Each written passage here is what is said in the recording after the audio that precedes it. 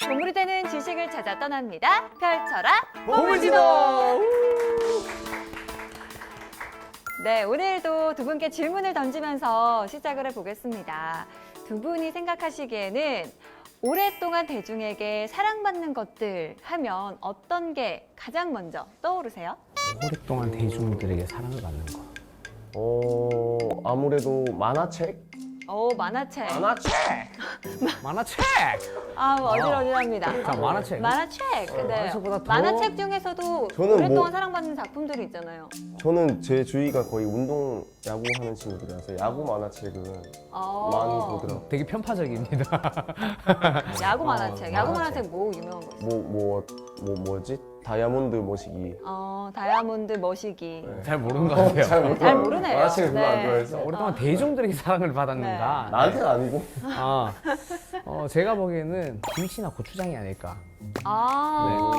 일단 정말 거의 안 먹는 사람이 없을 뿐더러 항상 밥상에 올라오니까 꾸준히 그렇지. 사랑을 받는 것. 네. 네, 두 분이 말한 것도 오랫동안 사랑받는 것들이기도 하지만 또 하나가 있습니다. 바로 고전 문학인데요. 오늘 선장님을 모시고 우리나라 고전 문학에 대해서 이야기 나눠보도록 하겠습니다. 선장님 모셔볼게요. 선장님 나와주세요. 나와주세요. 안녕하십니까. 안녕하십니까.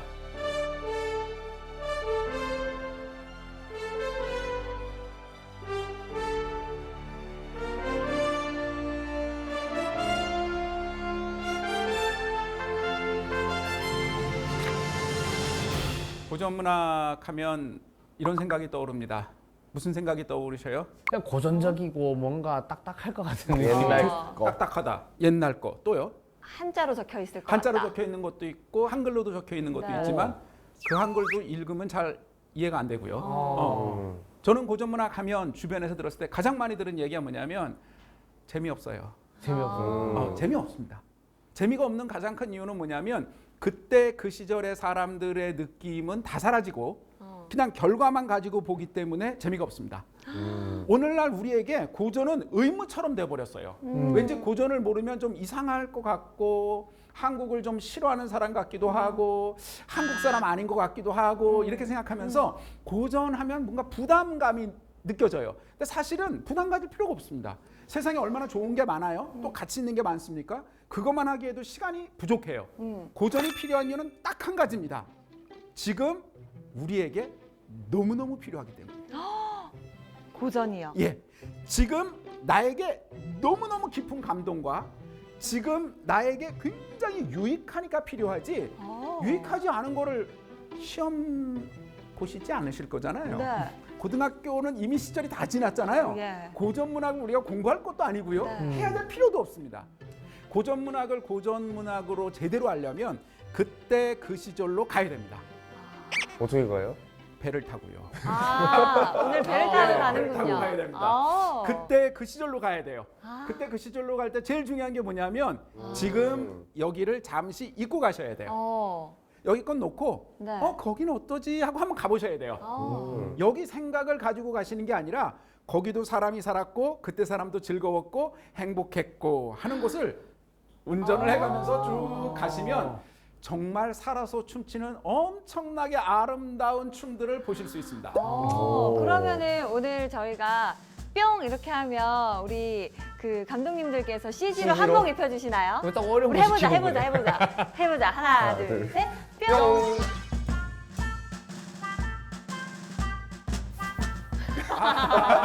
야, 색깔이 휘황찬란한데요? 이제 준비가 됐습니다. 준비됐습니다. 네. 우리나라의 고전 문학 작품 중에서 정말 이거는 잊을 수 없어 또는 제대로 본 적도 없고 읽은 적도 없지만 이 작품은 내가 알아 하는 게 있을 수 있습니다. 네. 그게 뭐죠? 고전문학들 중에 한국 고전 문학 그럼 생각나는 작품 이름을 한번 얘기해 보세요. 심청가, 심청전, 네, 심청전, 심청가, 또요. 토끼전. 토끼전, 예, 흥부전. 코치님, 흥부전. 다 얘기했는데요? 얼마나 나 모르는데. 우리나라에서 가장 많이 쓰이는 이름. 옛날 아, 집에서 그 동사무소 가면 있는 맞아요, 맞아요. 아저씨 통일동. 그렇습니다. 동사무소에 가 있으면 써 있는 사람 이름 네. 홍길동. 그동안 우리나라에서 왜 오랫동안 홍길동이 영웅으로 또 홍길동전이 민족의 고전으로 계속 이어져 왔었는데 요즘 들어 별로 의미 없게 된 이유가 무엇일까? 오늘 하는 이야기 속에도 담겨져 있고요. 궁금하다. 그다음에 홍길동전을 우리가 학교에서 배웠던 것 있지 않습니까? 네. 그거하고는 꽤 많이 다른 이야기를 오늘 들으시게 되실 겁니다. 교과서에는 없는 이야기. 교과서에 없는 얘기입니다. 그리고 이제 제가 이걸 공부하고 연구했으니까 이게 맞아라고 말씀을 드리지 않을 거고요. 오늘 같이 항의하시는 선원분들과 모든 분들이 스스로 들어보시고 진짜 그렇나? 안 그렇나를 판단해 보시기 바랍니다. 그러시면 정말 오늘 항해의 마지막에 아시게 될 홍길동은 영웅인가 아닌가에서 진정한 큰 감동을 느끼실 수도 있을 거라고 생각합니다. 그러면 오늘 홍길동전 이야기를 해주시는데 우리가 이때까지 알고 있던 홍길동전이 아니라 새로운 시각의 홍길동전, 그동안 몰랐던 부분들에 대해서 이야기를 나누는 거잖아요. 예, 그렇습니다. 기대됩니다. 네.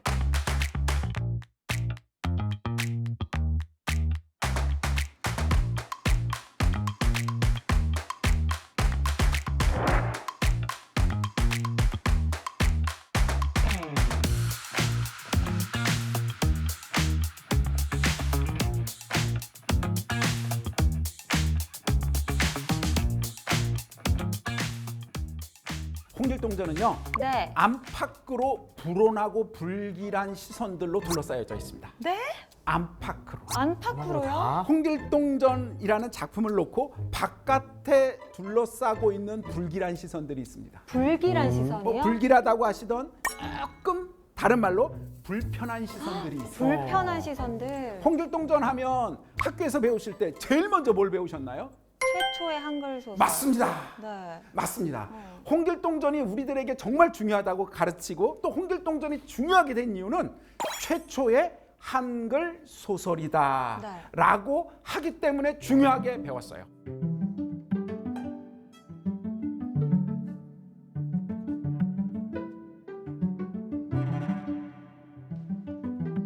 그러면 왜 최초의 한글 소설인가요? 어떤 근거가 있어야 최초의 한글 소설이야 라고 배우지 않겠습니까? 그렇죠. 학교에서는 왜 홍길동전을 최초의 한글 소설이라고 가르치나요? 남아있는 한글 소설 중에 가장 오래된 거니까. 뭐 비슷합니다. 누가 이, 소문처럼 야, 그게 제일 먼저 적은 거래 이렇게 해서 막 그게 소문이 사실화된 거예요. 굉장히 정말 정확한 접근을 하셨어요. 홍길동전이 최초의 한글 소설이 된 건 허균이 지었기 때문에 최초가 된 겁니다. 일단 지은이가 어떤 사람인지 알 수 있기 때문에 그렇게 지정을 할 수 있는 그렇습니다. 거예요. 정확하셔요. 근거가 딱 하나가 있습니다. 택당 이식이라는 분이 계셨어요. 택당 이식이라는 분이 그냥 많은 얘기 쓰신 중에 허균에 대한 얘기의 언급이 그 안에 있어요. 내용이 뭐냐 하면 수호전을 지은 사람은 도적을 미화했다라는 것을 생각해서 그 자손들이 다 벌을 받았다. 그런데 허균과 그의 무리들이 자기 수호전을 너무 좋아해서 수호전에 나오는 도적들의 호칭을 가져다가 자기들끼리 서로 부르며 낄낄낄낄 웃으며 다니면서 그런 짓들을 했고 역사상 보면 그들이 이런저런 문제를 일으켰었다. 그런데 이 허균이 수호전을 모방해서 홍길동전을 지었다라고 언급했어요. 이식 선생님이요? 택당 이식이라는 분이 우리나라 역사상 가장 이른 시기에 허균에게서 공부를 배웠던 분이시거든요. 그러니까 허균과 관련이 있는 분이에요. 이 이후에도 조선시대 내내 홍길동전은 허균이 지은 거야라는 언급이 몇 개가 있어요. 그러니까 이식 선생님의 기록 말고도요? 말고도요. 그런데 그 다음에 기록들은 어떤 거냐면 옛날 분들이 글 쓰는 방법은 여기저기서 들었던 것, 당신이 봤던 책에 있는 걸 그냥 옮겨 적는 거예요. 이건 표절이 아니라 아는 거를 많이 가져다가 잘 정리하는 스타일식으로 옛날 분들은 책을 적으셨어요. 그러니까 후대 분들이 적은 거는 택당 이식 선생이 쓴 택당집에 있는 기록을 봤기 때문에 그걸 그대로 옮겨 적었습니다. 그러면 여기서 지금 홍길동전을 지은 작가는 허균이다라는 거의 유일한 증거이자 기록은 택당 이식이 쓴 글이 전부라는 건가요? 그렇습니다. 정확하셔요.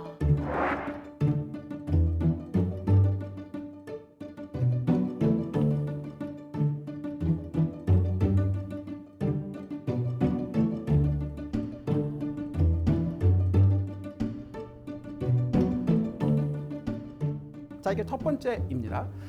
두 번째 우리가 잊지 말아야 될 거는 뭐냐면 허균 선생님은 우리가 생각하는 홍길동전을 빼고 나도 글을 많이 쓰셨어요. 시를 보고 시에 대해서 풀이하는 글도 쓰셨고요. 또 우리가 보기에 소설하고 비슷한 전이라는 걸 썼어요. 남궁선생전, 장생전 뭐 이런 것처럼 5편의 작품을 쓰셨는데 그거는 다 한문으로 쓰셨습니다. 허균 선생이 쓴 글들은 홍길동전을 제외하면 다 한문으로 쓰셨어요. 다 한문으로. 자, 아무튼 우린 거기까지만 잠시 하고 나중에 다시 정리하기로 하고요. 점점 의심이 생기는데요. 자, 아니 뭐 있는 그대로 얘기해. 어느 편을 들 필요도 없고요. 자, 이렇게 허균이라는 사람이 이렇게 지었는데 라는 거는 조선시대 내내 쭉 나왔는데 그러면 택당 이식 선생님은 뭐라고 그랬죠? 홍길동전은 허균이 지었어 라고 하셨어요. 네. 우리 거기에 뭐가 없죠? 홍길동전은 허균이 한글로 지었어 이렇게 말하진 않으셨어요. 홍길동전은 허균이 한문으로 지었어 이 얘기도 안 하셨어요. 그냥 지었어. 그냥 지었어요. 자, 여기서 너무 당연한 택당 선생님은 진짜 허균이 쓴 거를 봤으니까 또는 그렇게 생각하시니까 쓰셨겠죠. 그분이 만약에 보셨다면 한문으로 쓴 걸 보셨을까요? 한글로 쓴 걸 보셨을까요? 아, 진짜 물어보고 싶네요. 물어보고 싶으시죠? 네. 예. 자, 다른 문제라면 이런 건 연구자들이나 학자들에게 아무 의문도 되지 않습니다. 택당 이식은 한학을 하셨고요. 한글로 쓰신 글은 없고 한문으로 다 쓰셨죠.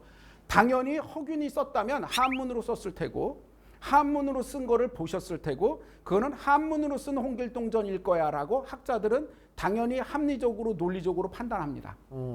그런데 그러지 않고 한글로 썼을 거야라고 생각을 해요. 우리는 그렇게 된 가장 중요한 게 뭐냐? 조선시대 내내 홍길동전을 한글로 썼는지 한문으로 썼는지는 문제가 아니었어요.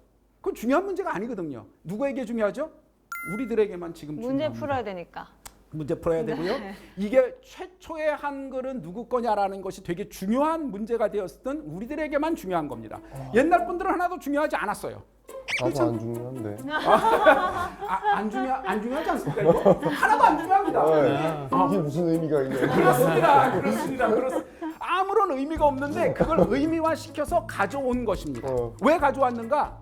필요하니까. 어디에 필요하냐? 우리의 삶에 실제 필요하기보다는 그렇게 가져온 것을 가치 있다고 생각하는 분들 입장에서 필요하니까 가져온 겁니다. 그리고 그걸 계속 재생산했던 거죠. 자, 그러면 허균의 홍길동전은 한글로 지어졌어라는 것을 최초로 말씀하신 분이 누구냐? 김태준이라는 분입니다.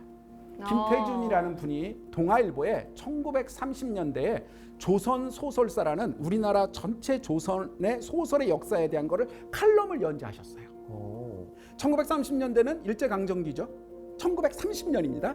그때 막 하시면서 이분이 제목을 적으셨어요. 한글 소설 홍길동전. 이렇게 해서 홍길동전이 한글이라는 점을 강조했고 허균이 지었어라는 것을 말씀하셨어요.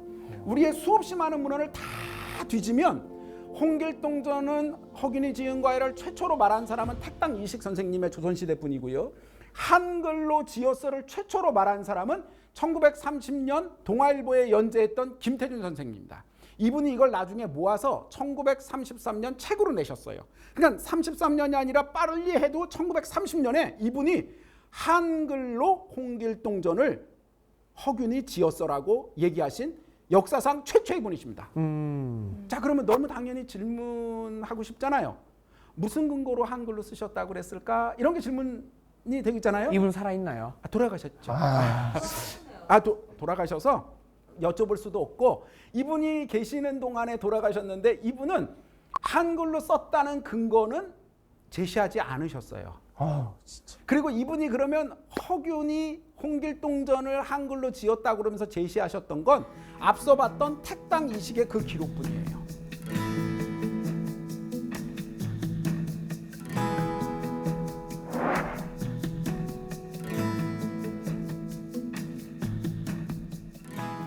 그 다음에 더 중요한 사람이 한 명 있는데 일제강점기에는 일본 사람들이 조선 사람들을 제대로 지배하기 위해서 사고방식을 막 연구했거든요. 옛날 얘기도 막 수집하고 이런 얘기 저런 얘기 가져다가 막 하고 막 조선에 있는 사람들이 많이 읽는 홍길동전은 베스트셀러였어요. 당대에도 어마어마한 베스트셀러였습니다.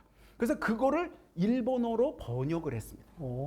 그래서 당연히 일본어로 번역한 건 일본에 소개하려고 1926년 호소이 하지메가 일본어로 번역했습니다. 그럼 번역하면 이거에 대해서 어떻게 해요? 한국을 잘 지배하고 한국을 잘 이해하고 한국을 잘 분석하기 위해서 한 거니까 뭐가 있다면 설명했을 가능성이 있는데 이분도 역시 허균이 지었다는 언급은 안 하셨어요. 자, 안 했다고 그래서 허균이 아닌 건 아닙니다. 우리는 아주 냉정해. 우리 처음 하는 얘기는 다 냉정합니다. 허균 언급하지 않았어요. 객관적으로. 네. 그다음에 이제 중요한 사람이 누구냐면 1927년 경성제국대학교 교수였던 다카시 도루라는 분이 있습니다. 꼭 기억해야 될 유명하고 중요한 언급을 했어요. 1927년이니까 우리 아까 1930년 최초로 한글 소설 홍길동전을 언급했던 김태준보다 빨리 쓰신 거죠. 3년 빨리. 미리 얘기하면 다카시 도루는 경성제국대학교 교수였고 김태준 선생은 경성제국대학교 학생이어서 사제 관계였고요. 이분하고 같이 공부한 게 틀림없습니다. 나중에 두 분이 같이 공동 보고서도 써냈어요. 그러니까 다카시 도루에게서 김태준 선생이 배운 것이 틀림없습니다. 그거는 뭐 논란의 여지가 없어요. 다카시 도루가 근대에 들어와선 최초로 자 택당 이식이 홍길동전은 허균이 지었어라고 하는 중에 쭉 와서 근대에서는 자 천재였던 최남선도 언급하지 않고 우리나라 거를 일본에 번역하려고 했던 일본 사람도 언급하지 않고 드디어 1926년 경성제국대 교수였던 다카시 도루가 조선의 문학에 대해서 연구하면서 하는 연구서를 내면서 일본에 냈습니다. 물론 일본어로. 홍길동전은 허균이 지었다라고 언급하셨어요. 최초로. 언급하면서 그 근거로 뭘 얘기했냐면 우리가 아까 봤던 택당 이식의 기록을 가져왔어요. 아, 그러니까 그렇게 하면서 그거를 배운 김태준 선생이 아, 그걸 가지고 그 다음에 한글 소설 얘기를 했겠구나 이렇게 알 수 있지만 사실 다카시 도루 선생이 말했던 것을 보면 뭐라고 돼 있냐면 이렇게 돼 있습니다. 지금 조선의 많은 사람들이 읽고 있는 홍길동전은 택당 이식의 글에 의하면 허균이 지었다고 한다. 그러나 택당 이식이 본 것은 한글로 지어진 홍길동전이 아니라 아마도 한문이었을 것이다. 그 한문 원본은 언제 사라졌는지는 모른다. 이 그 교수님의 김태준. 제자인 김태준님은 왜 한글로 썼다고 한 거예요? 한글로 써서 쓴 것이 우리 민족의 정체성과 주체성을 강화시킨다고 생각하셨던 것 같습니다. 시대적 배경이. 그러면은 같이 사제 관계인데 예. 스승은 한글인지 한문인지 알 수 없다라고 썼고 정확하게는 네. 한글로 썼을 수 없다고 단정했습니다. 오히려 스승은 그 시대에는요 한글로 소설을 쓴다는 게 어려울 뿐만 아니라 한글로 쓴 것을 택당 이식이 언급할 수가 없고 허균이라는 사람의 문학이나 그 사람의 쓴 글을 보면 이 정도의 현재 우리가 보는 막 호풍환호하고 호부호영을 못하고 했던 이런 내용의 소설을 허균이 지을 가능성이 거의 없다. 아마도 한문으로 쓴 어떤 것이 있었는데 그것이 후대에 와서 이렇게 변했을 것이다. 그리고 그 원본은 지금은 없다. 이렇게 언급하셨어요. 그리고 이게 문학을 조금만 공부하고 조선시대를 공부한 사람이면 너무나 당연히 그렇게 판단하는 게 훨씬 더 논리적이고 타당합니다. 그런데 우리가 그러지 못한 가장 큰 이유는 거꾸로 정했기 때문이에요. 한글 소설 최초는 뭐지? 아, 홍길동전. 왜? 허균이니까. 허균이 홍길동전을 지었을 수는 있지만 한문으로 지었다 그러면 최초의 한글 소설이 홍길동전이라는 게 사라지죠. 그러니까 절대로 홍길동전을 허균이 지었다가 중요한 게 아니라 허균이 홍길동전을 지었는데 한글로 꼭 지었어까지를 세 개를 꽉 묶어야 되는 문제였어요. 이 중에 한글만 빼버리도 단순한 문제이고 사실은 그게 훨씬 더 본질에 가까울 수도 있고 아니면 허균이 홍길동전을 전혀 짓지 않았을 수도 있는데 그런 거와 상관없이 그런 문제가 생기고 말았던 거죠. 결과에 끼워 맞추기 위한. 그렇습니다. 그러면 여기까지 정리를 하자면 홍길동전은 허균이 썼다라는 거는 이제 택당 이식의 기록에 있는 게 유일하고 네. 한글로 쓰여졌다라는 이야기는 김태준 선생님이 쓴 글이 유일하고. 그렇습니다. 그런데 그 근거가 무엇이냐는 언급하지 않으셨어요. 그러나 우리가 타당하게 생각해 볼 수 있습니다. 한글인가 아닌가 정도는.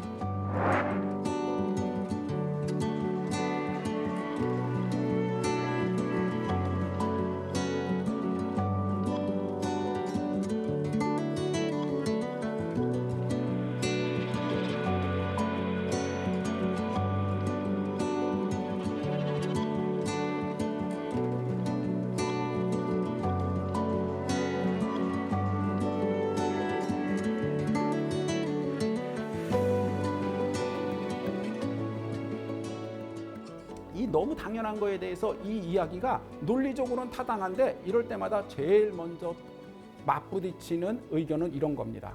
아니 그거 다 그냥 알고 있는 거잖아 한글로. 그걸 뭐 이렇게 한글이냐 아니냐 그걸 뭐하러 아무 문제 없는 걸 왜 자꾸 이렇게 까발려가지고 훅 해. 그러면 시끄럽기만 하고 정신만 없지 왜 그래. 왜 들쑤시냐. 그렇습니다. 그 시각이 제일 먼저 있는 거예요. 그런데요 학문은 약간 옆으로 차치하고 학문도 마찬가지지만 고전은요 늘 진실을 말합니다. 지금 우리가 그렇게 해석하지 않아도 언젠가는 누군가가 해석할 거고요. 고전이 고전인 이유는 그곳에 엄청난 보물이 숨겨져 있기 때문이에요. 그 보물을 있는 그대로 보는 자에게만 그 보물이 의미 있게 찾아지는 거죠. 다른 시각에서 보면 그저 돌멩이 내지는 흙, 먼지 쌓인 쓰레기 정도처럼 보이게 되는 것입니다. 고전이 재미가 없고 재미가 있고를 떠나서 가치가 있고 없고의 가장 큰 거는 원래 그랬던 의미를 있는 그대로 보느냐 안 보느냐에 따라서 그 가치가 보물이 될 것이냐 아니면 쓰잘데기 없는 돌멩이가 될 것이냐라는 겁니다.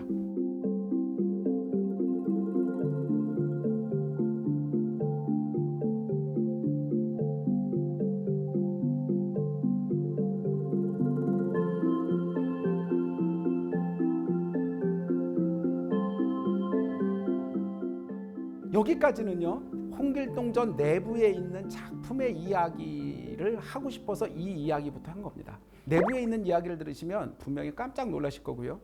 이 이야기를 들으시면서 왜 그렇게 외부에 있는 문제를 객관적으로 냉정하게 보려고 했는지를 아시게 될 겁니다. 연구자들은 아주 일찍부터 홍길동전을 연구하면서 괴로웠습니다.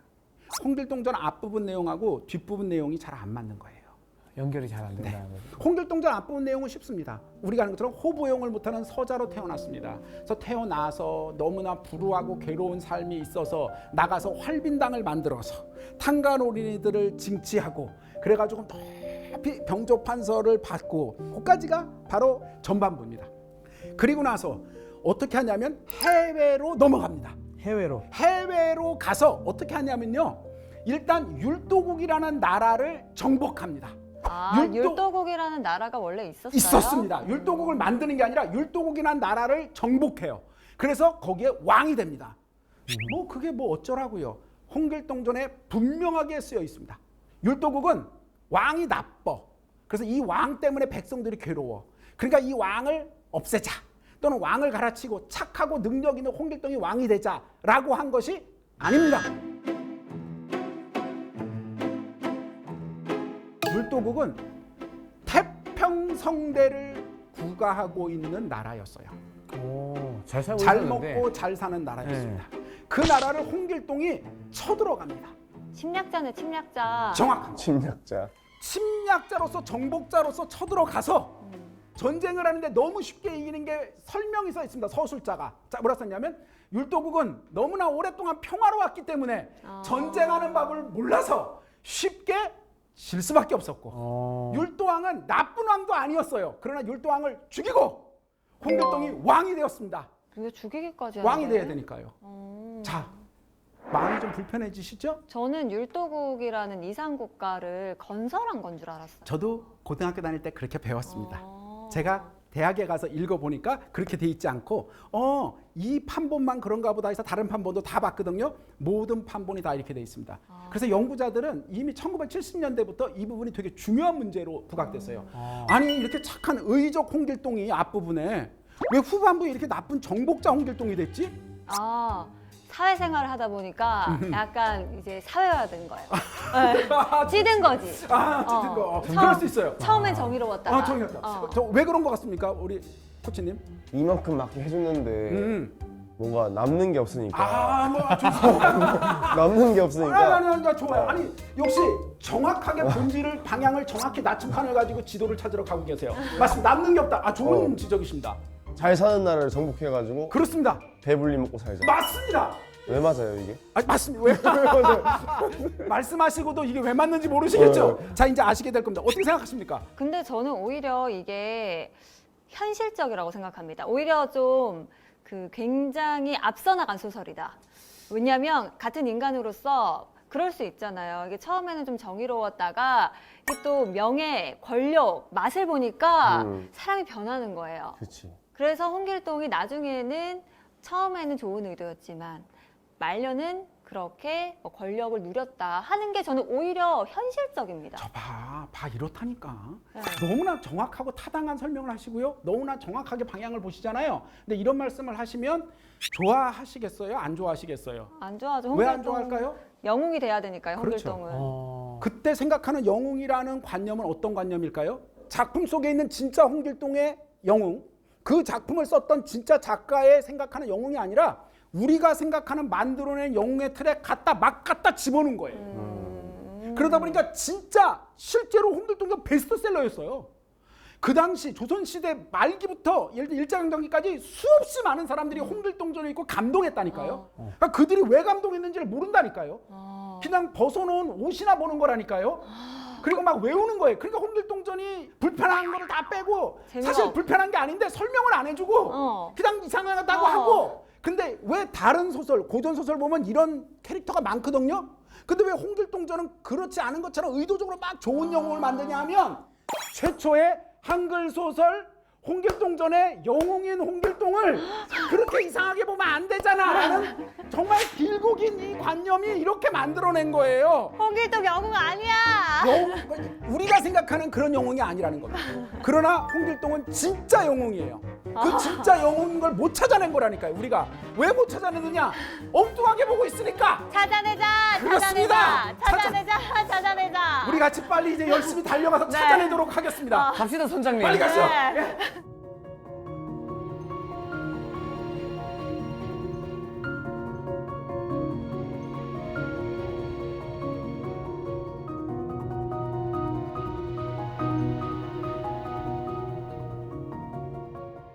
문학에서 전 세계 문학에서 영웅의 탄생이라는 구조가 있어요. 네. 영웅이라는 캐릭터는 반드시 이래야 돼. 어떤 거냐? 영웅은 태어날 때부터 보통 인간이 아니야. 다른 사람 그냥 태어나는데 얘는 태어날 때 아주 신기하게 태어나요. 태몽이 있거나 알이 있거나 아래서 나오고. 꿈을 꾸거나 그래서 꿈을 뭐. 꾸거나 신기하게 태어나야만 영웅이에요. 네. 자, 이게 첫 번째, 기이하고 신기하게 태어나. 그리고 두 번째는 어떻게 하냐? 어려서 막 괴로움을 겪고. 그런데 그거를 막 열심히 노력해서 극복해요. 그래서 국가 민족을 위해서 충성을 해. 그래서 잘 먹고 잘 살아. 이게 영웅이 일생을 살아가는 거예요. 맞아요. 그래서 이거를 영웅의 일생이라고 부릅니다. 그러면서 많은 연구자들이 홍길동이야말로 영웅의 일생이야 라고 설명했어요. 봐라! 서자로서 청룡의 꿈을 꾸고 태어났잖아. 그리고 서자로서 어려서 고생해서 호부영으로부터 괴로워서 결국 가출했잖아. 그러나 자신의 힘으로 열심히 노력해서 활빈당을 만들고 뭐 만들어서 결국 영웅을 했고 국가 민족에서 잘했잖아 라고 해서 영웅의 탄생이라고 말한 거예요. 네. 그런데 우리가 이렇게 막 말하면서 뒷부분 가리기가 좀 찜찜하죠? 네, 국가 민족을 위해서. 그렇습니다. 우리는 그 작품을 다 전체를 안 보고 그냥 그런가 보다 했는데 국가 민족이 찜찜하죠? 네. 이 앞부분도 찜찜해요. 영웅의 탄생이란 거는 기이하고 특별하게 태어나야 되거든요. 네. 홍길동이 어떻게 태어났는지 아십니까? 서자의 자식으로 태어났죠. 얼자. 우리 그거만 알아요. 서자와 얼자. 네. 자, 서자와 얼자를 잠깐 말씀드리면 옛날에는 네 개의 단순한 신분이 있어요. 양반, 중인, 평민, 천민. 그래서 처와 첩이 있고요. 처는 공식적으로 양반은 양반끼리 결혼한 처가 있고요. 첩은 그냥 데려다가 부인으로 삼는 거의 종 수준으로 삼는 첩이에요. 이 첩들은 당연히 양반이 첩이 되지 않습니다. 중인이나 평민이나 천민이 돼요. 근데 이 첩도 원래 신분이 뭐냐에 따라서 여기에 또 차별이 있어. 그래서 이제 그 여자가 중인 출신이냐, 평민 출신이냐, 천민 출신이냐에 따라서 자기들끼리 또 싸워. 어느 날 아버지 홍판서가 네. 제일 중요한 건 뭐냐? 낮에. 낮에. 낮이 제일 중요해요. 낮에 잠을 자요. 자, 우리 뭘 아셔야 되냐면요. 조선시대 사람들이 어떻게 사냐면 안방, 안채는 여인들이 삽니다. 여자들이 살고요. 남자는 안채에 살지 않고 요 바깥에 있는 사랑채, 사랑방이라는데 요즘은 없는데 사랑채에 살아요. 그래서 여기 오는 친구도 여기서 만나고 종들 만나고 여기서 사세요. 여기서 사서 여기서 주무시기도 해요. 사랑채는 남성의 공간, 안채는 여성의 공간입니다. 자, 낮에는 어딨냐? 남자들은 그러니까 사랑채에 있으시는 거예요. 너무 당연히 홍판석께서 사랑채에서 뭐 공부를 하셨는지 모르는지 모르는데 낮잠을 주무셨어요. 낮잠을 막 자고 있는데 갑자기 꿈에 청룡이 나타난 거야. 청룡이 확 나타나서 달려들면서 막 하는 이런 꿈을 딱 꾸서 딱 깬 거예요. 너무 상스럽잖아. 그 순간 생각이 딱 드는 게 야, 이거 태몽이다. 청룡의 꿈을 꿨다. 이건 분명히 엄청난 자식을 하늘에서 나에게 주시려는 거다. 라고 생각해서 이분이 지금 낮이었잖아요. 일어나서 안채로 가세요. 네. 왜? 자식을 무서워서. 낳아야 되니까. 무서워서. 태몽. 안 무서워, 태몽은. 아이 무서워 하면서. 태몽은 안 무서워. 홍판석님께서. 태몽이다 애를 만들어야겠다. 애를 만들겠다. 그래가지고 딱 일어나서 자, 지금 언제라고요? 낮에요. 낮에 기억하세요. 네. 낮에 나 쭉 해서 안채로 가가지고 자, 우리 다 알아. 꿈 얘기를 이렇게 하면 꿈의 효력이 사라지잖아. 꿈 얘기하면 안 돼요. 안 돼, 안 돼. 네. 꿈 얘기하면 안 돼. 네. 꿈 얘기 안 해요. 네. 그러니까 말은 못 하고 가서 지금 뭐라고? 낮에. 안채에 이제 부인이 있죠. 부인 에헴. 앞부분에 써 있어요. 그래서 이렇게 손을 잡고 하려니까 자, 부인 입장이 돼 봅시다. 앉아 있는데 갑자기 언제? 낮에. 남편이 들어오더니 갑자기 막 이제 손을 잡고 막 이제 옷을 벗기려고 그러고 이제 밤에 하는 일을 하려고 그래요. 자, 그 부인은 무슨 생각을 할까요? 이가 미쳤나? 적당히 해. 적당히. 그렇죠. 그래서 그렇게 써 있어요. 뭐라고 써 있냐면 뭐 하나. 원문에 그렇죠. 뭐 하노. 젊고 혈기가 폭발하는 호르몬 폭발하는 애들이나 하는 짓이지. 대감처럼 채통이 높으신 분이 이게 무슨 짓입니까? 당연한 얘기예요. 당연한 얘기 하고 뿌리쳐요. 이게 이상합니까? 아니요. 별로 이상할 게 없어요. 네. 뿌리치고 나는데 이 판서도 답답하겠지. 네. 내가 지금 청룡 꿈을 꿨는데 이게 진짜 답답해라. 근데 말은 못해. 말하면 어떻게? 꿈의 효력이 사라질까 봐. 그래서 원문에 써 있습니다. 뭐라고 써 있냐면 저 부인의 어리석음 답답함 때문에 하면서 할 수 없이 다시 사랑방으로 나왔어. 앉아가지고 울적한 마음에 이렇게 앉아 있는데 그때 마침 차를 드리려고 춘섬이에요, 이름이. 쭉 춘섬이가 차를 가지고 들어오는데 이렇게 보니까 애가 예뻐. 그래서 얘가 괜찮은 것 같아서 걔 손을 잡고 그래서 관계를 가져요. 그게 길동이 어머님이구나. 그래서 임신을 해서 낳은 사람이 홍길동입니다. 자, 여기서 너무 당연한 질문 한 가지를 하겠습니다. 내가 낮에 꿈을 꿨어. 얘기하면 효력이 사라지는 건 알겠어. 그런데 꼭 낮에 내가 성관계를 해야 돼요? 아니요. 청룡 꿈의 효력이 고작 1시간이야? 아니 꿈을 꿨어 내가. 그럼 어떻게 하면 돼? 기다렸다가 밤에 하면 돼. 그렇습니다. 아니면 꿈에서 청룡이 귓속말로 이거 3시간짜리야 이렇게 간 거죠. 3시간짜리라고 네. 했다면 그건 네. 좋은 꿈은 아니야. 그래요? 그 정도 3시간짜리 영웅은 필요가 없어. 그럼 청룡이 3시간 이렇게 말하기에는 3시간이다. 그러진 않으셨겠죠? 너무 당연한 질문. 저는 당연히 이 부분을 지적했고 이걸 가지고 논문을 썼었는데요. 아무도 질문하지 않은 질문이 뭐냐? 왜? 홍길동을 영웅으로 봐야 되니까. 영웅의 탄생으로 봐야 되니까. 그런데 이거는 홍판서가 기다렸다 밤에 가서 동침하면 돼요. 네. 그런데 그러지 않았어요. 그 이유는 뭘까요? 하나밖에 없어요. 이유는. 뭐죠? 성격이 급해서. 본처랑 해서 놓기 싫어서. 근데 너무 남자의 시각으로 접근한다니까. 본질은 홍판서가 자다가 꿈을 꿨어. 꿈은 꿨겠지. 그런데 갑자기 성욕이 들끓는 거야. 그래서 지금 당장 이 문제를 해결해야 되는 게 이 사람의 본질이었어요. 이렇게 말하면 에이 너무 과도한 해석이세요 라고 할까봐 그렇게 생각해 봅시다. 자, 그래서 자기는 지금 청룡 꿈은 핑계일 뿐이고 지금 이 낮에 성욕을 해결하고 싶어. 그럴 수는 있잖아요. 홍판서 파워. 그거 하고 싶었던 거야. 아니면 그건 좋아. 뭐 그런데 그걸 안 했다고 아유 뭐 부인이 너무 어질지 못해 이건 꿈 때문이라는 건 싹 다 핑계란 얘기예요. 왜냐? 자식을 못 낳았잖아요, 본부인하고. 그래서 춘섬하고 관계 가졌습니다. 그럼 무슨 생각했죠? 태몽이 틀림없고 이게 틀림없이 신령한 꿈이라고 생각하면 이 애에게서 태어날 애가 안타깝지만 서자지만 얘 누구예요? 네. 청룡 꿈을 가지고 태어난 중요한 인물이잖아요. 네. 그럼 어떻게 됩니까? 이 12춘섬을 첩으로 삼아야죠. 네. 안 삼습니까? 제가 그래서 원문을 읽어보시라는 거예요. 다 써 있어요. 청룡 꿈에 애를 낳을 사람이야. 맞아. 너 따로 여기 있어. 밖에 다니지 말고 너는 종이지만 이제 바깥일 하지 마. 이래야 되잖아요. 그렇죠. 홍판서 부자야. 네. 밑에 사람도 많아. 그래야 되죠. 그러지 않고 가만히 냅둬요. 그냥. 왜요? 신경 쓰지 않는 거지. 그런데 이 춘섬이 종들은요 밖에 아무데나 다녀요. 그리고 종들은 아무하고도 말합니다. 남자고 여자고. 사대부 부인들이나 말 못하지. 그리고 사실은 많은 행동을 하고 온갖 일을 합니다. 스스로 조신하여 바깥을 나가지 않고 사람들과 말을 가려서 하고 자기 몸을 조신히 하는 것을 보고 비로소 춘섬을 데려다가 첩으로 삼습니다. 아, 그렇게 춘섬이 행동하니까 기특하게 여겨서 뒤늦게 첩으로 삼는 거예요? 맞습니다. 이게 별거 아닌 것 같지만 굉장히 큰 겁니다. 청룡 꿈이 너무 신령해서 네. 뛰어난 인물을 분명히 만들어야 돼서 그것도 즉시 3시간짜리 1시간짜리여서 즉시 안 돼서 할 수 없이 거긴 못했지만은 내가 춘섬에게 통해서 애가 나겠구나 라고 했으면 당장 너 이제 몸 조심히 하고 아무 데나 다니지 말고 이제 알았지? 딴 일 하지 말고 일로 와라 라고 해야 되는데 홍판서는 그러지 않습니다. 즉 결론적으로 보면 홍길동전 앞부분의 내용은 홍판서는 어떤 사람이냐? 성욕이 들끓었던 거고 그 순간. 그 문제를 해결할 수 있는 방법으로서 이러이러한 문제를 했던 거죠.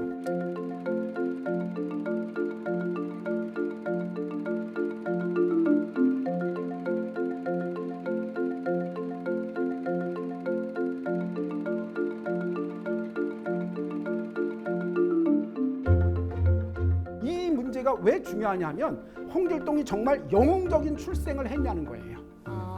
말로는 영웅적인 거라고 했지만 이 사람이 실제 태어난 건 아무도 이 사람이 태어나길 원하지 않았습니다. 홍길동이 나중에 뭘 하게 되면 가출을 하잖아요. 가출을 왜 한다고 알고 계십니까? 적소차별이 너무나 슬퍼서 적소차별의 슬픔을 벗어나서 가출을 했다 이렇게 알고 계시는데 맞는 말이지만 틀립니다. 우리가 옛날 시대를 몰라서 그런데 양반들은요 뭐가 없냐? 세금의 납부의 의무가 없어요. 좋다. 춘섬이 다른 종하고 결혼해서 애를 낳아요. 그럼 얘는 뭡니까? 천민이 돼요. 평생 노동을 해야 되고요. 천민들은 물론 그 세금을 내지 않지만 혹시 평민으로 올라가면 세금을 내야 돼서 세금 내는 게 힘들어서 도적이 되고 도망가고 이런 정도거든요. 그런데 정말 호부호영을 못한다 해도 얘가 뭐가 돼요? 빠져가지고 저게 되는 거야. 양반이 되면 신분이 엄청나게 상승한 겁니다. 그렇지. 춘섬 입장에서 왜 홍판서의 그런 관계를 가지려는 걸 거부를 하지 않냐면 모성애지. 나하고는 상관없지만 내 자식만은 굉장히 좋은 말씀하신 것처럼 모성애로서 훨씬 더 나은 삶을 살 수 있는 길을 열어준 거예요. 그래서 홍길동이 너무나 너는 울분이에요. 저는 벼슬도 못해요. 서자여서 못하거든요. 너는 너무 힘들어요. 이런 말 할 때 허허 양반가에 그런 사람이 너 한둘이냐. 너 왜 그런 마음을 먹어. 먹고 살만하다니까요. 죽을 때까지 먹고 살 수 있고요. 양반 행세할 수 있고요. 노동 안 해도 되고요. 무슨 말씀인지 아시죠? 네. 살만하다니까요. 네. 재벌집 적자는 아니어도 재벌집 서자여서 그래도 이런 기업 한두 개 가질 수 있는 것처럼 편안하단 말이에요. 야, 배가 불렀네. 그렇죠. 그런데 왜 가출하냐고요? 배가 불러서 가 아니라 집안에서 홍길동을 살해하려는 모의가 일어나죠. 홍길동을 살해하려 한다고요? 쓰려고. 다른 첩이 있었는데 누구냐면 곡산 출신의 기생이었던 첩이 있었습니다. 춘섬보다 먼저 첩이 돼 있어요. 근데 첩은 그들의 신분에 따라서 이게 계급이 달라진다 그랬잖아요. 네. 몸종하고 기녀 중에 누가 더 신분이 낮냐 하면 다 몸종이 천민이지만 아니요, 기녀가 훨씬 미치해요. 근데다가 얘는 길동까지 나으니까 총애받는다고 그래서 원래 총애받던 곡산 출신의 기생인 초란이라는 여자가 초란. 홍길동을 죽일 생각을 막 꿈꿔요. 근데 그냥 죽이면 어떻게 됩니까? 우리가 아는 대로 자객을 보내서 죽이려고 하거든요. 함부로 그랬으면 실제 홍길동을 죽여도 그런 일을 꾸민 이 여자는 어떻게 돼요? 자기도 죽겠죠. 그래서 어떻게 되냐?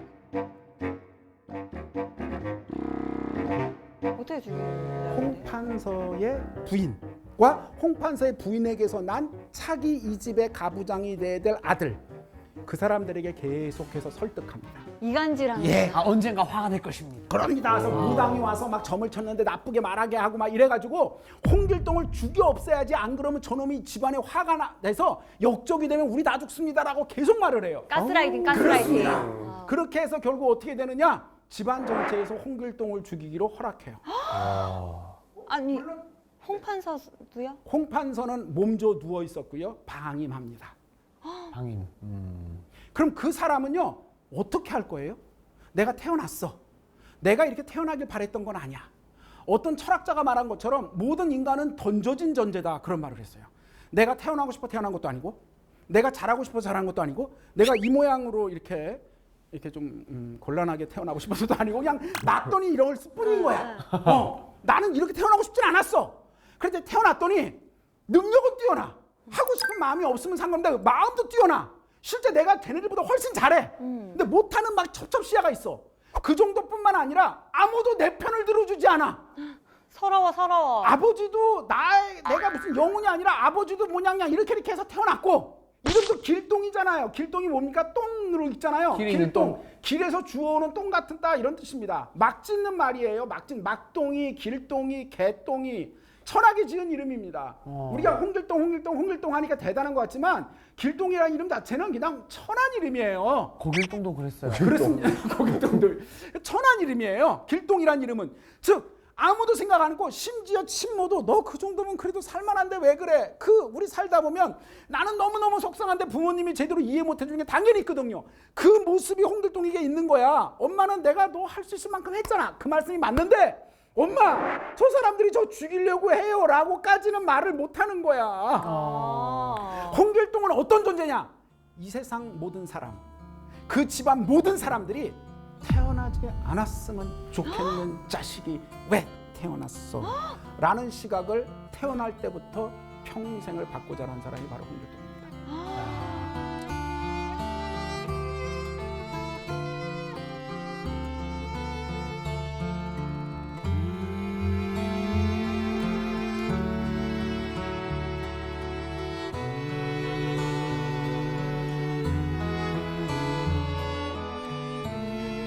자, 그래서 이 사람이 나서 활빈당이 됩니다. 자, 적서차별 문제가 있어요.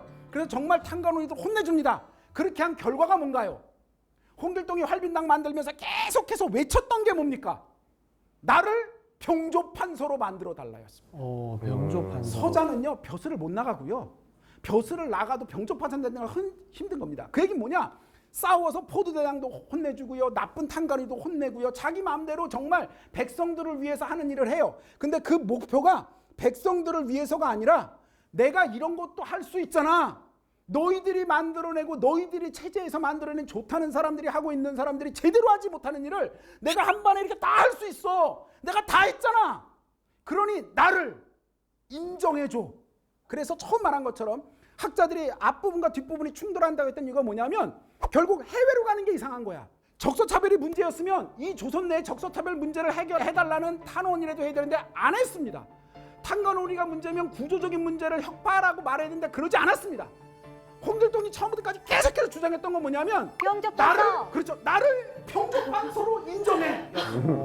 홍길동은 왜 해외로 가느냐? 자기가 병조판서가 될 수는 있다는 능력을 보이는 건 맞지만, 진짜로 홍길동이 병조판서로서 활동할 수 없는 건 너무나 잘 압니다. 혼자 합니까? 밑에 군사들이 따라줄 거예요?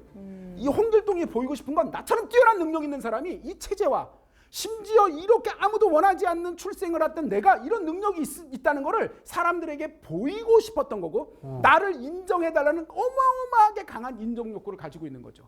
홍길동이 원했던 건 뭐냐? 백성들이 물론 잘 살면 물론 좋아요. 탄간호리가 없어지면 물론 좋습니다. 근데 그거를 할 수 있다는, 의적으로서 활동 안 한 게 아닙니다. 근데 의적으로서 활동하는 목표는 뭐냐? 정치가로서의 자신의 능력을 보여주는 거예요. 그러나 내가 여기서 이걸 할 수 없다는 걸 알기 때문에 적극적으로 내가 왕이 되어서 나만의, 내 스타일의 제대로 된 나라를 만들어서, 너희들은 기껏해야 병조판서나 뭐해서 끝나겠지만 나는 진짜 새로운 거를 할 수 있어라는, 인간이 할 수 있는 최고의 지위인 왕이 되는 모습까지를 보여주려고 한 겁니다. 그게 아까 코치님이 말씀하신 것처럼 그래서 정복을 한 거고, 내가 이것을 잘할 수 있다. 나 이것까지 할 수 있어 라는 거를 보여주려고 했던 거죠. 사실은 홍길동전은 앞부분과 뒷부분이 균열되어 있지 않았습니다. 그러네요. 홍길동이라는 사람이 아무도 원하지 않는 자, 모든 자가 핑계로 만들어낸 자, 내 핑계로 성욕 때문에 나온 어떤 존재의 근거가 있다면 차라리 없어졌으면 좋겠죠. 근데 이놈이 심지어 똘똘한데 눌려 지내면 눌려 지내지도 않고 저는요 해요. 주변의 모든 사람이 얘가 다 불편해. 넌 왜 태어났니? 근데 심지어 왜 태어났는데 좀 바보스러우면 찌그러질 텐데 찌그러지지도 않아. 능력이 뛰어나서. 아우 너 왜 그러니? 친모조차도 좋은 마음이지만 아우 얘야 그냥 그 정도만 해라. 그 어머님의 말씀은 맞습니다. 너 이 정도면 많이 좋잖니 라고 말하는 거예요. 그 부분을 뛰어넘어서 아닙니다. 내가 여기까지 할 수 있고 난 이런 걸 할 수 있고 정말 나를 이해해 주세요 라고 끝까지 보여줬던 사람이 바로 홍길동이었던 겁니다. 지금 보니까 이게 홍길동이 그 정의를 위한 어떤 영웅 이야기라기보다는 굉장히 야망이 있었던, 네. 그리고 어렸을 적 유년 시절에 겪었던 그 심리적 결핍 때문에 네. 그 야망이 좀 다른 방향으로 발현된 그냥 개인적인 인물이라는 생각이 드네요. 그게 홍길동 영웅성의 본질입니다. 그리고 오늘날 우리가 홍길동전이 오늘날 우리들에게 고전이 되어야 되는 핵심이 바로 그것입니다. 요즘 보면요, 많은 분들이 사회가 좋아졌다, 뭐 했다, 뭐 그럴 수 있다 수없이 얘기합니다. 잘 안 들어옵니다. 홍길동이 하는 것처럼. 그래서 살다 보면 우리나라가 아직도 OECD 평균이나 뭐 이런 데 보면 여전히 우울한 분들도 많으시고 힘들다는 분도 많으시고 뭐 객관적으로 힘들 수 있고 정말 처참하게 힘들 수 있습니다. 목숨을 스스로 내려놓는 분들도 계시고가 여전히 우리가 굉장히 높습니다. 사실 홍길동은요, 뭐 모르겠습니다. 다른 분들하고 제가 다 알 수 없으니까 함부로 말할 수는 없지만 홍길동이 처했던 상황은 그 어떤 사람보다도 더 처참한, 아무도 너가 태어나길 바라지 않았고 넌 왜 태어났니라는 시각이 더더욱 그냥 비슷비슷한 천민들끼리 끼리끼리 야 너 바보잖아 라고 했을 때 느끼는 게 아니라 어마어마한 사람들이 실제로 나보다도 능력은 아니고 난 할 수 있는 건 아니고 아무도 칭찬보다는 아무도 격려보다는 아무도 그 사람이 잘 되길 바라는 것보다는 제발 그냥 좀 사라졌으면 좋겠다는, 아무도 원치 않는 그 자가 자신의 힘과 능력과 노력으로 굴하지 않고 꺾이지 않고 끝까지 자신의 삶을 이룩했던 모습으로서의 진정한 영웅이었던 거고, 그래서 조선시대 후기에 수없이 많은 사람들이 홍길동전을 읽고 흥분했던 것이고 그 시대에 베스트셀러가 되었던 이유도 역시 바로 이런 홍길동의 영웅성에 있기 때문인 것입니다.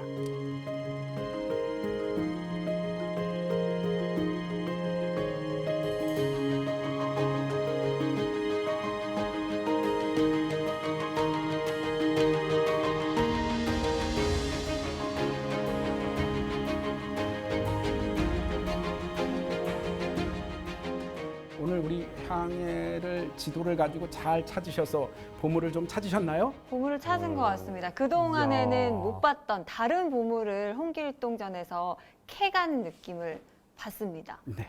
그리고 저는 오히려 정의로운 어떤 사회를 위한 그런 영웅이라기보다 그냥 개인 일생에 대한 이야기로 받아들여지니까 오히려 홍길동이라는 그 캐릭터에 좀 더 사람 냄새도 나면서 마음이 더 가네요. 맞습니다. 맞습니다. 그렇게 모든 분들이 홍길동을 보셨던 겁니다.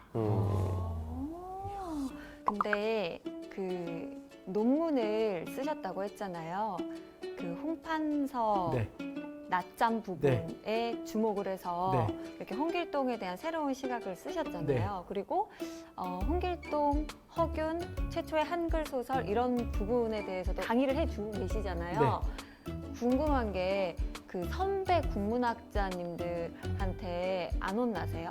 혼나지 않습니다. 혼내지 않으세요? 이분들이 다 우리 모든 학자들은요, 공부를 통해서 새로운 걸 발견하면 아 그럴 수도 있겠구나, 타당한 거 안 타당한 거 점검하시는 거지 그런 말 하면 안 돼 예끼 이러지 않으십니다. 그러면 한국이 발전하지 않으니까요. 괜히 쓸데없는 소리 해가지고 임마 머리 아프잖아 이러면. 야, 또 고쳐야 되잖아. 뭐 이러실까 봐.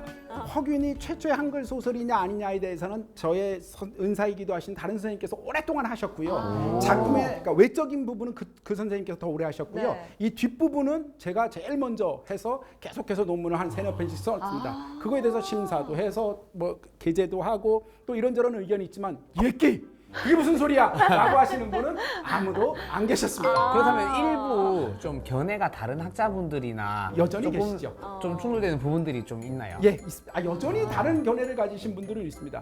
학문이라는 거는 다수결이 아니니까요. 네네네. 학문이라는 거는 다양한 소수의 의견들이 해서 어떤 것이 더 논리적으로 타당한가를 이야기하는 거고 그 이야기를 이렇게 대중 모든 분들이 다 보시고 들으시고 무엇이 더 논리적이고 타당하고 무엇이 더 가치 있을까를 이제 잘 찾아내시는 거라고 생각을 합니다. 왠지 이제 과거에 있던 홍길동 선생님이 이제 현생에 이거 바라보시면 선장님이 되게 고마울 것 같아요. 하늘나라에서 고마워 이렇게 할 것 같아요. 저도 고맙습니다. 그런 말씀해 주셔서. 왠지 나의 오해를 풀어줘서 고마워 이럴 수도 있을 것 같다는 생각이 불현듯 들었습니다. 오늘 홍길동에 대한 새로운 시각 알려주셨는데요. 오늘 강의를 또 한마디로 정의를 해주신다면요? 홍길동전은 우리 민족의 고전 중에 고전입니다. 고전 중에 고전인 이유는 바로 한 사람 개인의 인간의 꿈과 희망을 이야기하고 있기 때문입니다. 사회성도 있고 정체성도 있고 모든 게 있지만 그거 역시 중요하지만 더 중요한 건 한 사람 개인의 그 사람의 꿈과 삶과 희망을 간절한 마음으로 담고 있는 영웅의 이야기이기 때문입니다.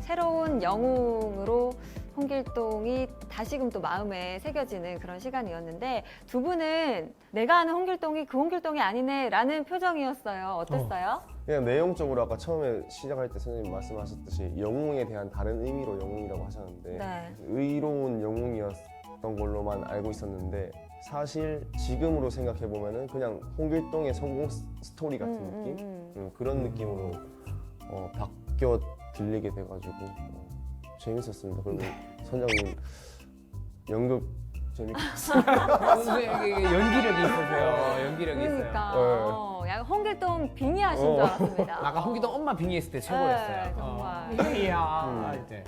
만담꾼이셔 만담꾼. 네. 네. 너무 재밌게 봤어요. 권쌤은 오늘 어땠어요? 이제 오늘 다 듣고 나니까 마치 요즘 드라마처럼 드라마도 추세가 바뀌잖아요. 옛날에 그 약간 영웅적인 그런 드라마가 아니고 뭔가 주인공이 되게 인간적이고 찌질한 면도 있고 오히려 막 그 너드미가 있는 것처럼 정말 그 이런 모습들이 드러나니까 오히려 더 매력적으로 보이거든요. 그래서 오히려 요즘 추세에 더 맞지 않나. 맞습니다. 네, 그래서 이게 새로 또 작품으로 만들어진다면 또 더 재밌는 작품이 될 것 같아요. 네. 맞아요. 저도 확실히 이 부분에 공감을 하는 게 오히려 진짜 요즘 트렌드에 앞서 나간 고전 소설이었다라는 생각이 들었습니다.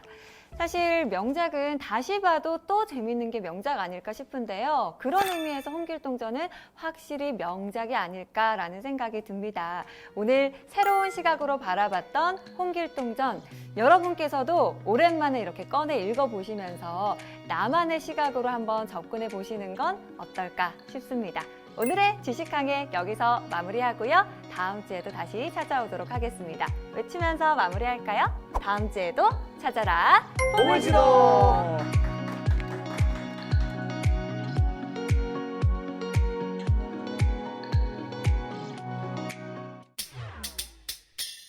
여기 앉아서 복이 막 오기를 바라는 거는 취향에 안 맞아요. 어떻게 해요? 지도를 가지고 찾아가야죠. 선장님께서 인간 복조리가 되어서 아, 그래요? 확 내려와야지. 저거 봐! 뭐, 돼지잖아! 돼지가 막 달려가지고 곡간으로 쑥 들어가더란 거야. 우리 집에 복이 굴러 들어왔는데. 너도 네 복을 찾아야 될 거 아니야? 어디로 가야 복을 찾는데요? 서천사역국으로 가라니까. 아니 노인 한마디 듣고 바로 그렇죠. 떠나요? 나무찜을 하나를 안 하고 2개를 만들었어요. 깨놨더니 하나만 남아 있는 거야. 그걸 옥황제에 가져간 거야. 너무해 옥황상제. 너무 이게 뭐예요? 네 복은 딱 그만큼이다. 네 복은 이거 정해져 있잖아.